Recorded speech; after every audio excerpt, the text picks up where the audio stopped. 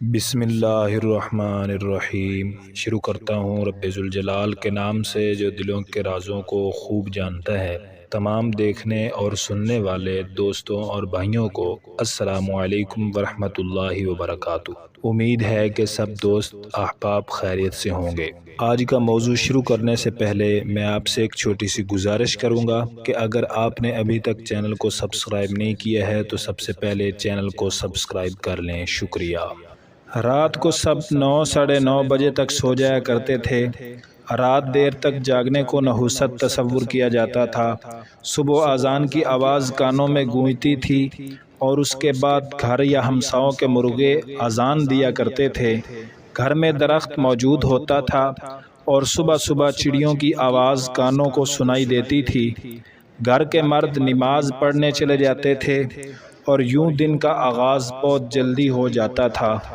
دوپہر میں اکثر گھروں میں روٹی بنائی جاتی تھی اور ساتھ انار دانہ، پودینہ، ٹماٹر اور پیاز کی چٹنی بنائی جاتی تھی۔ اس کے بعد ظہر کا اہتمام کیا جاتا تھا اور پھر قیلولہ کیا جاتا تھا۔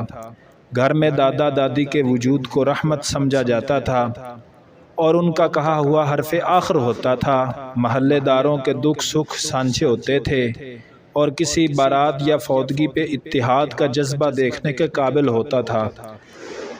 نہ کوئی بیرا ہوتا تھا نہ ہی شادی حال۔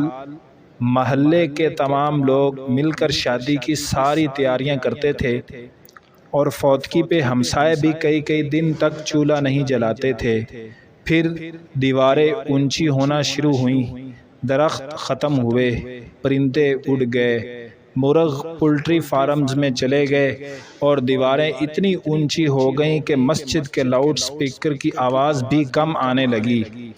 ایک وقت میں کئی کھانے کے ٹیبل کی زینت بننے لگے۔ برکت ختم ہو گئی اور ایک گھر میں رہتے لوگ بھی ایک دوسرے سے انجانے ہو گئے۔ پرائیویسی کے نام پر علیحدہ رومز بن گئے اور گھر میں رہتے ہوئے رابطے موبائلز پر ہونے لگے۔